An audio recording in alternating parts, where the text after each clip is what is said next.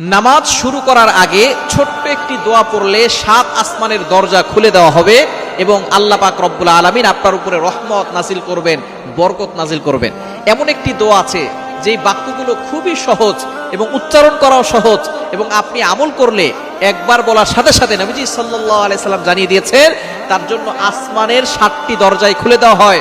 রহমতের দরজাগুলো খুলে আল্লাহ তাআলা তার উপরে রহমত নাজিল করতে থাকেন, অঝোরে বৃষ্টির মতো রহমত তার উপরে পড়তে থাকেন, বরকত পড়তে থাকে।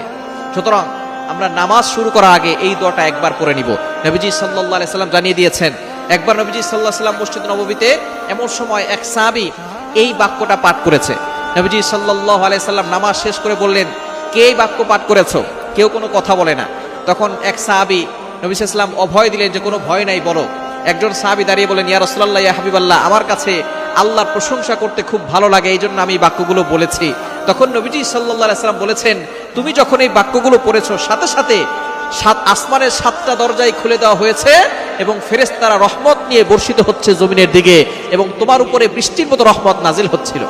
সুবহানাল্লাহ বিহামদি। এই দোয়াটা আমরা পড়তে চাই কি চাই না? দোয়াটি হচ্ছে আল্লাহু আকবার কাবীরা ওয়ালহামদুলিল্লাহি কাসীরা ওয়া সুবহানাল্লাহি বুকরাতাও ওয়া আসীলা।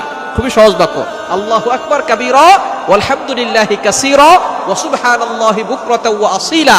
এটা যদি আপনি মাত্র একবার পড়েন, আল্লাহ পাক রব্বুল আলামিন আসমানের 7টি দরজা খুলে দিবেন। এরপরে আপনি আল্লাহর কাছে দোয়া করলে আল্লাহ তাআলা সাথে সাথে সেই দোয়া